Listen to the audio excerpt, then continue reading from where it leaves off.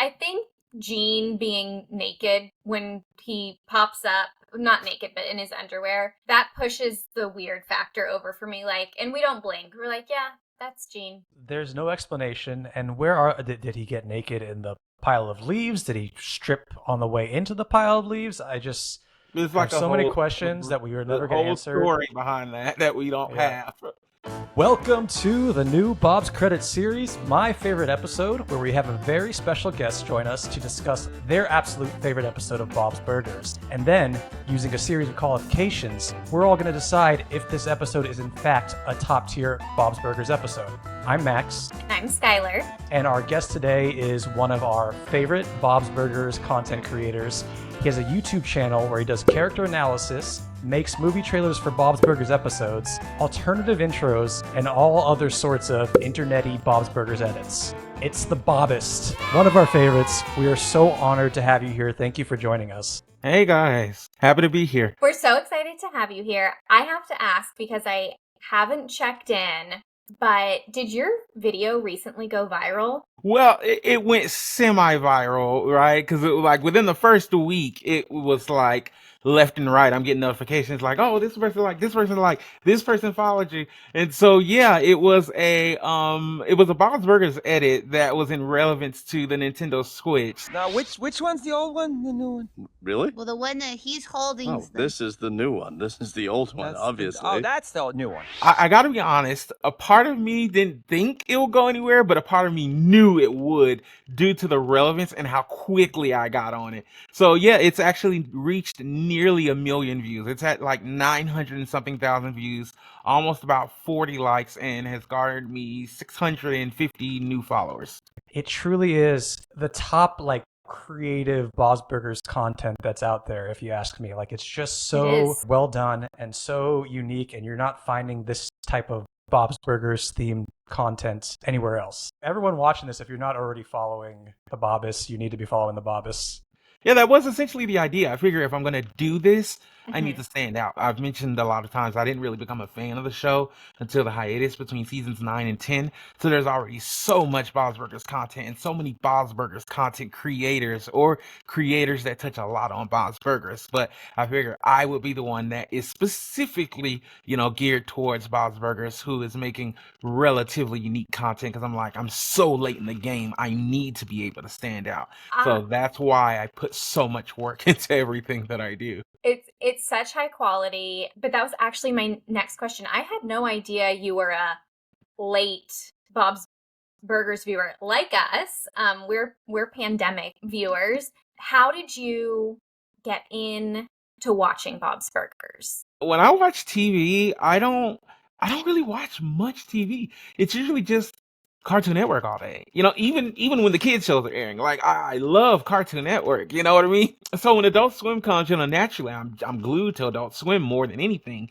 And Bob's Burgers will play in the background, and it's just like, oh, that one burger show, that guy with the monotone voice that's from Archer, I think. So I watch and it's kind of a spoiler for this episode of my favorite episode, but I won't spoil it. But I'll say that there was a particular moment in Bob's Burgers that caught my eye.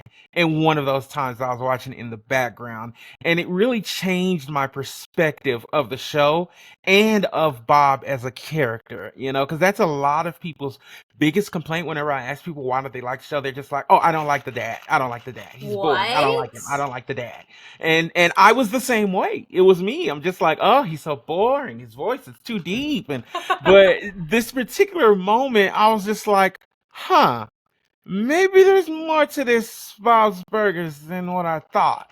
And so, yeah, I just binge watched it from there, and I was all the way caught up before season 10 even aired at that point. I feel that when we talk to fans or guests, people have a very strong emotional pull to a specific character. Who is your favorite Bob's Burgers character and why? So that's a multi-part answer. So my favorite Belcher parent is Bob. So probably of the entire family, Bob is probably, I think I relate to Bob the most. My favorite Belcher kid is Tina. My favorite side kid is Rudy. And my favorite side adult is Nat. Okay. And that's like the perfect way to answer that sort of question. Yes. the best taste. Or I'm biased because it aligns with my own personal taste. So great Okay, so answer. Tina's your favorite kid. Yes, this like anxiety she has, this overthinking she has, like I just really relate to it. Yeah. And I relate to Bob because of the monotone voice. So Yeah, I there we relate go. to him more just in the Bob is I consider him the introverted extrovert, but I consider myself the extroverted introvert. So it's like I'm such an extrovert, right? I will strike up a conversation with anyone. But at the same time, I'm just like, oh God, I hate people. I'm just like, I don't want to be out there. I don't want to be around them. It's just, people are not for me. I'm too critical. I'm too judgmental. So I'm like, rather than offending people or anything like that, I just stay to myself. Yeah, I feel like you're an extroverted introvert. I'm an introverted extrovert. And Max, you're an introverted introvert. It's true. I am like just 100% pure introvert. Let's try to get back to what it's really about. The Bobist. What Mhm. episode did you choose for my favorite episode? And give us like a preview, like a one sentence why. Because we're gonna talk all about I'm afraid it's not going to be that easy. it. I have here 5 episodes in my hand. These are the 5 episodes that I wrestled with, and I actually ranked them in a particular order. So, before I reveal what my top pick was, I'm going to tell you guys the other 4 that I threw out the window. And I'm going to start with Turkey in a Can. Turkey in a Can is out. And then we're going to go with Speakeasy Writer. Now, this one is going to hurt you, Skylar, personally. What does that say? House trap. I love that. Yeah, I was like, you know what, this is going to hurt her feelings. So I know how much you love Helen. I'm glad it made top 5. So, good. number 2, the runner-up. One of my favorite episodes. Just One of the Boys for Now. Oh, such a good one.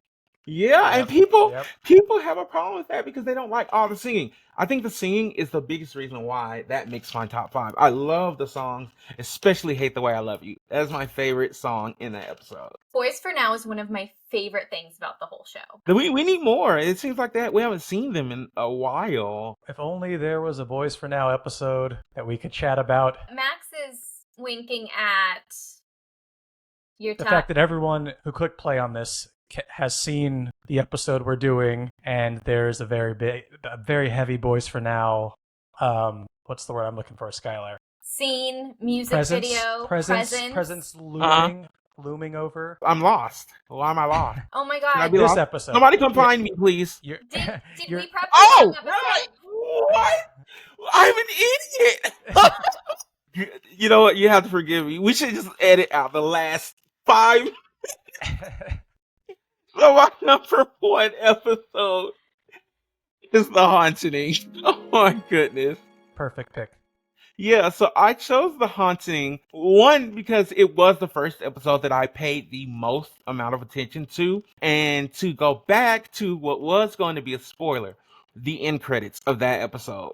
Best end credits, top tier. It is the culmination of everything about what the Belgians are, what they mean, what they stand for. This is like one of the episodes where I know everybody knows this episode. I was shocked that it took this long for someone to pick this episode. Yeah, I was thinking that too as I was watching. I watched like two of them this week, which was probably like my second time watching both. And I just thought both times, like, I'm surprised nobody picked this episode. I just want you to know that this would have been my pick, honestly. Really? And I thought it was going to get picked so quickly. We have had requests for it since you picked it, so good job snagging it.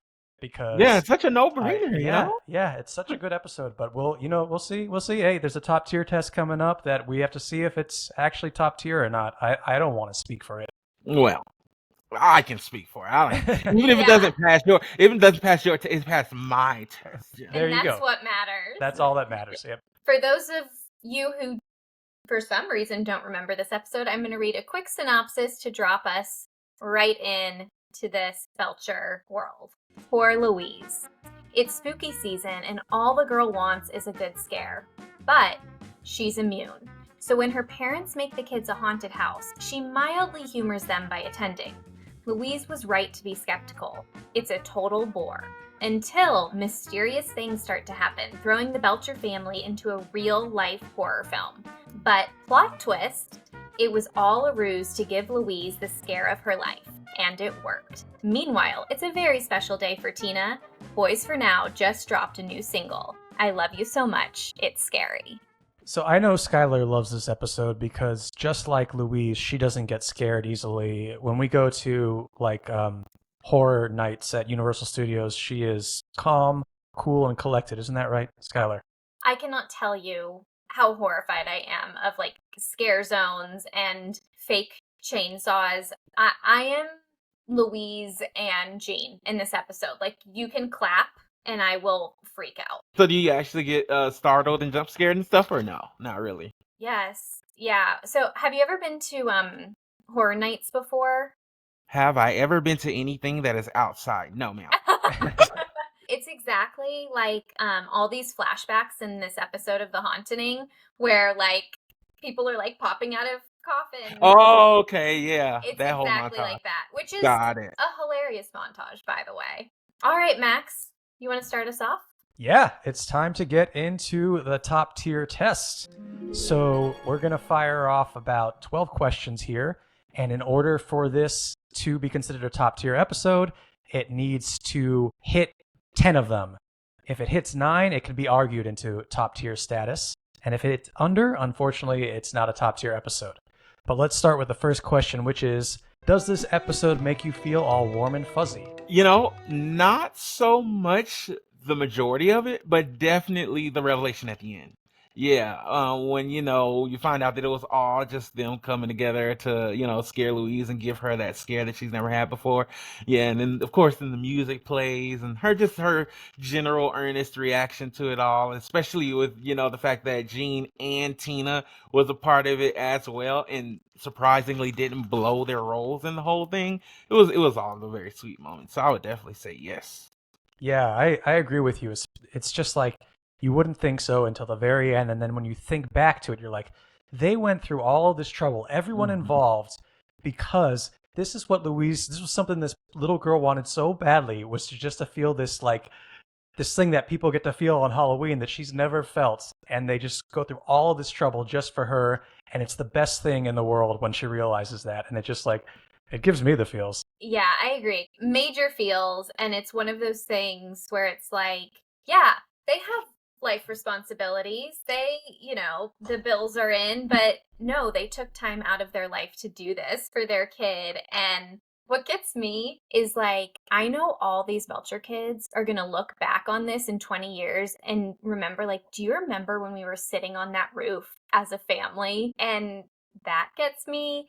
But then, right when you think you have all the feels your little cold heart can handle, we cut to the whole family in the kitchen. Mm-hmm. Linda's still in her t-shirt and they're having this like back at the ranch in the apartment moment. And I just want to cry with tenderness. You want to be there, It's just like, I want to be there in that kitchen with them singing that terrible Boys for Now song. Terrible or brilliant? Well, no, terrible from a practical standpoint, but good from a standpoint of it is humorous. Yes. All right, next question on the test is, does it bypass rewatchability fatigue? Meaning, can you watch it over and over again and not get tired of it? I have watched it over and over again and have yet to get tired of it. So that's an absolute yes for that. For sure. I don't think I've ever... Some episodes I can skip. Some episodes I will skip. But if I'm watching a compilation or a shuffle, if that episode comes up, it's an absolute no skip. Skylar, for this one, rewatchability for you? 100% yes. I love this episode. I particularly love the music, the family feels. I will say there is nothing like watching it the first time. It will never be as special because the reveal that first time you watch it. But that being said, 100% rewatchable. It's fantastic. Yeah, and I'm with you too there, because the first time, yeah, it's such a fun reveal at the end. But we watched it yesterday in the evening, then this morning again. I would put it on right after this again. It's such a good episode and so much fun to watch. And we'll get to like, well, actually, okay. Let me do the next question because it's part of the reason why I think it's so rewatchable. The next question is, how is the JPM, which is jokes per minute? Okay, you know what? I gotta admit, I did not rewatch the episode, of course, because one, I've been really busy, and two, I thought I just got it like that because I've seen the episode so many times. So I don't know how many jokes I can recall, but I do recall laughing various times throughout the episode. If there's one call out that I know for sure was one of the funnier moments, Linda makes me laugh a lot. And there's that particular moment where the kids get bored of the haunted house, and Bob and Linda, they go out, and Tina's glasses are in there, and Linda, she's just like, Oh God, Bob, look! It's Tina's glasses in a pile of leaves! Yeah, Tina, not like that! yeah.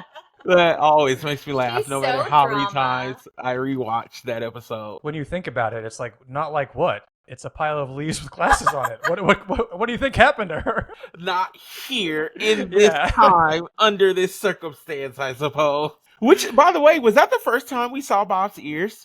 Doesn't Oh, he have that's a the good bald Because cap on?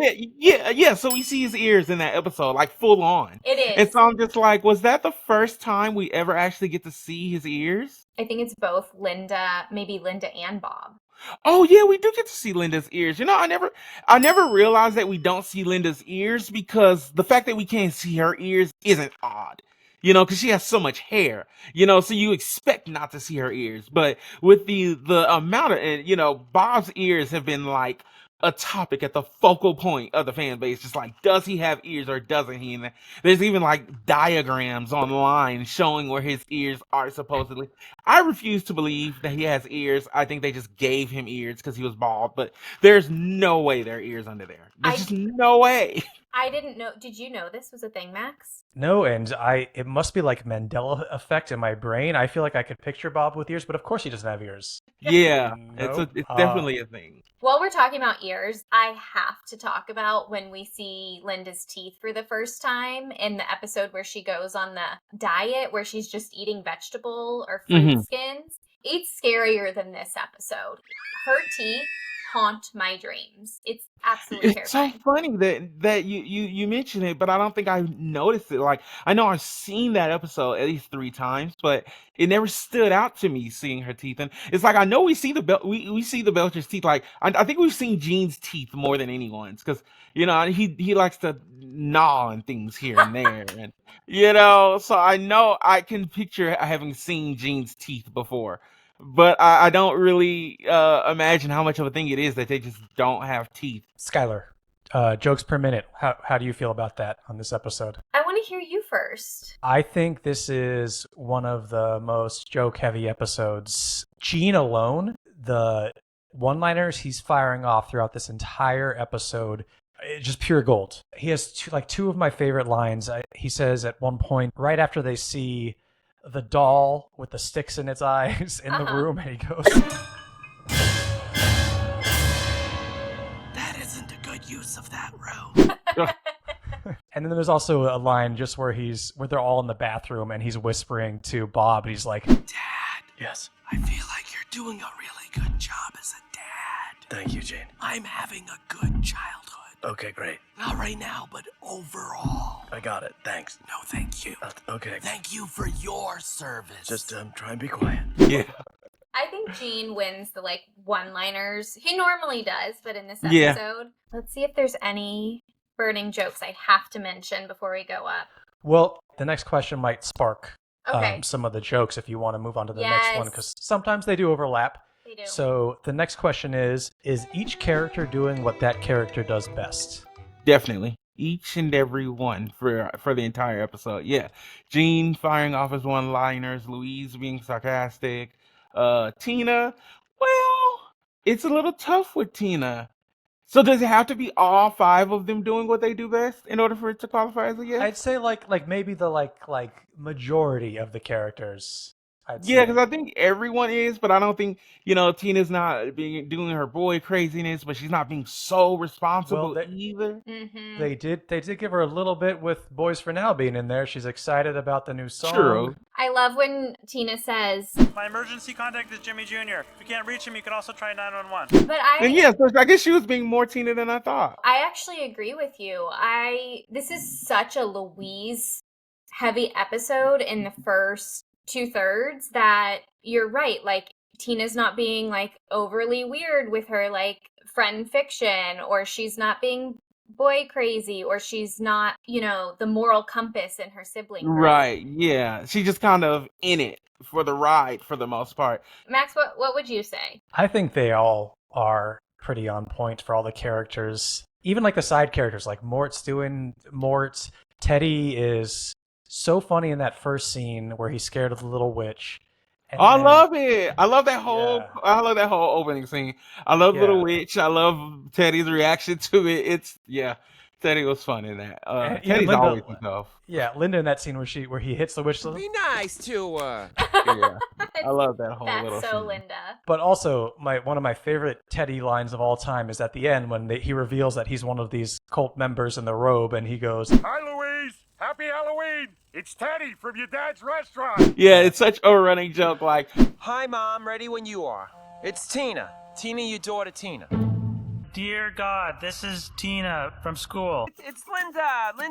From Linda and Bob. yeah, it's just such a running joke that they always have to do that. It might be my favorite Teddy line, besides his like, it's Bob Burger, but it just shows how like insecure he is. He like has to over explain who he is. Like, the kids don't see him every day. Okay, let's get into this next question, which is, was the family together enough?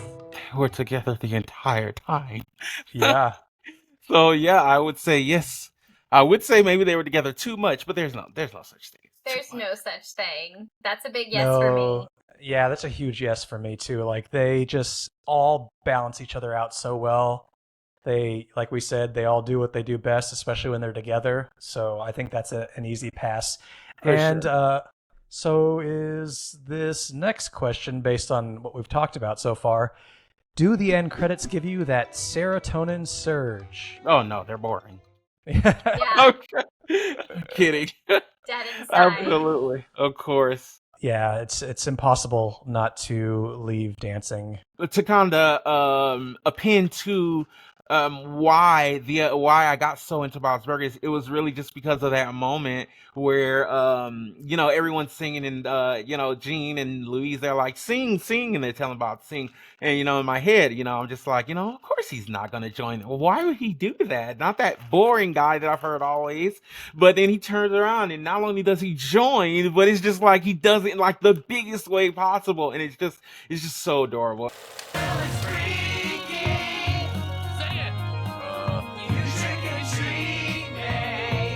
Come on, Dad, sing it.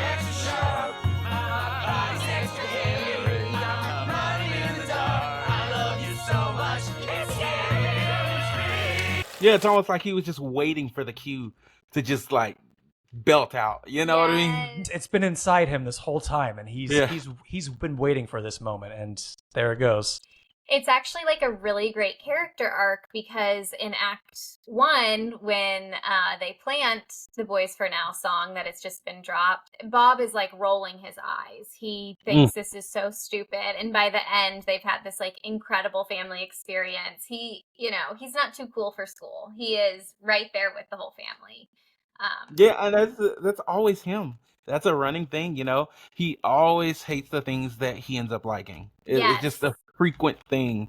Yeah, and one of the most fun things about the show is watching Bob have a joyful moment. Max was telling me, share what you were telling me yesterday about how, do you remember what I'm saying? I never remember things that happened yesterday. You always have to remind me. I do know this. You were saying that, like, these are the end credits that you put every other end credits up against. Yeah, I mean, for anyone watching who doesn't know about our main podcast where we go through the end credits of Bob's Burgers episodes, this is when I'm ranking or rating a end credit sequence, this is what I'm rating it against. It makes sense.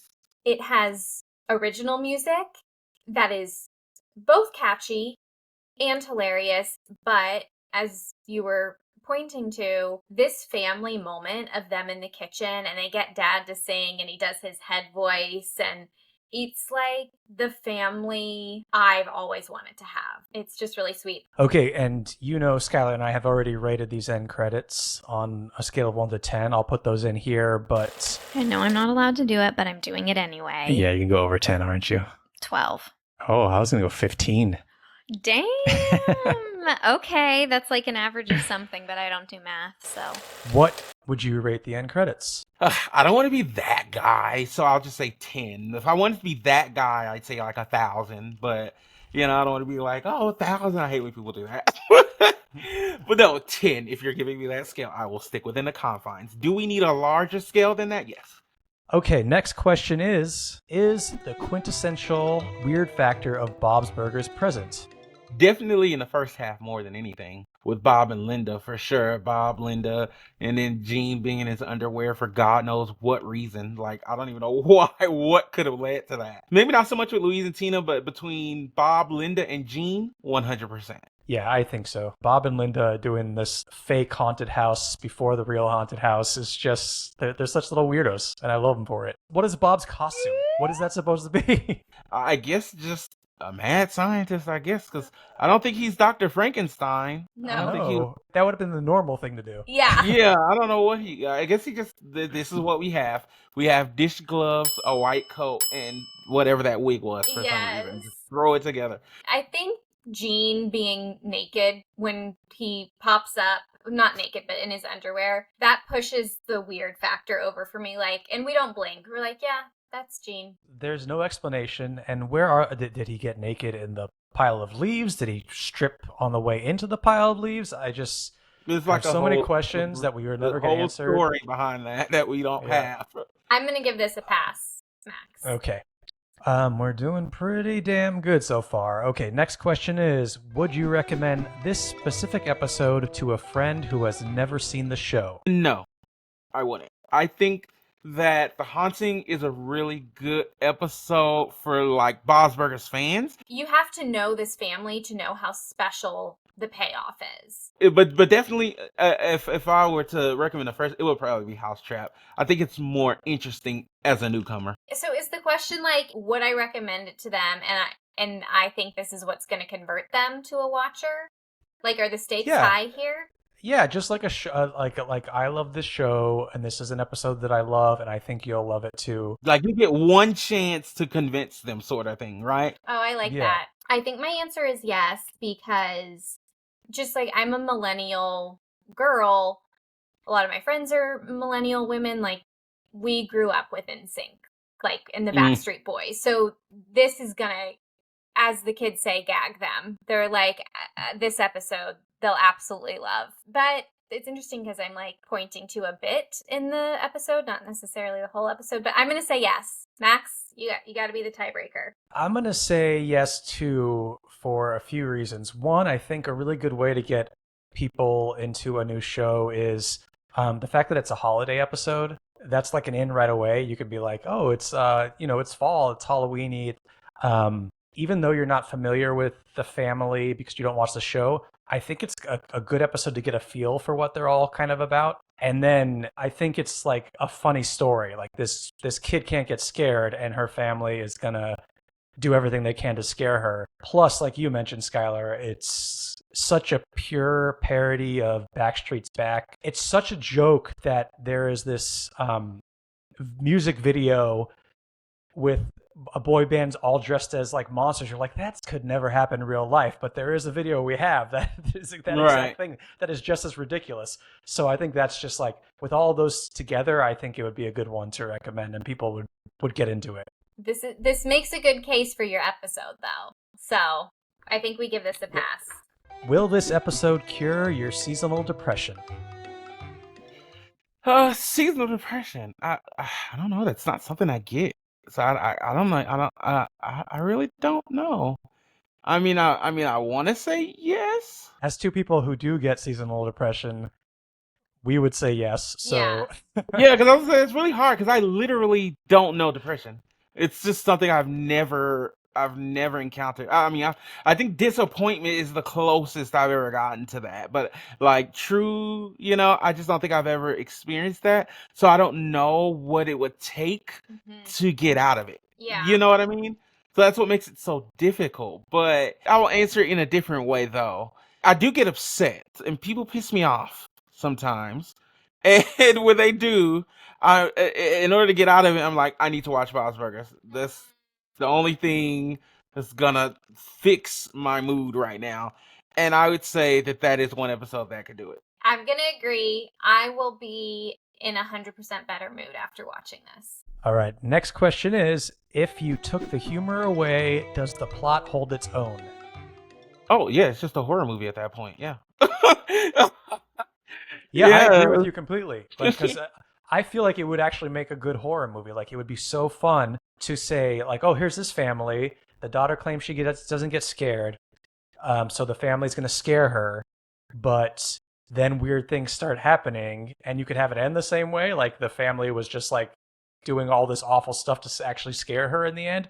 Or maybe something, like, stuff actually starts happening and they have to, like, that would work on its own. It's so true. When I was writing the synopsis and I wrote, the Belcher family finds themselves in a real life horror film, I was like, I have seen that tagline to like so many real life horror movies.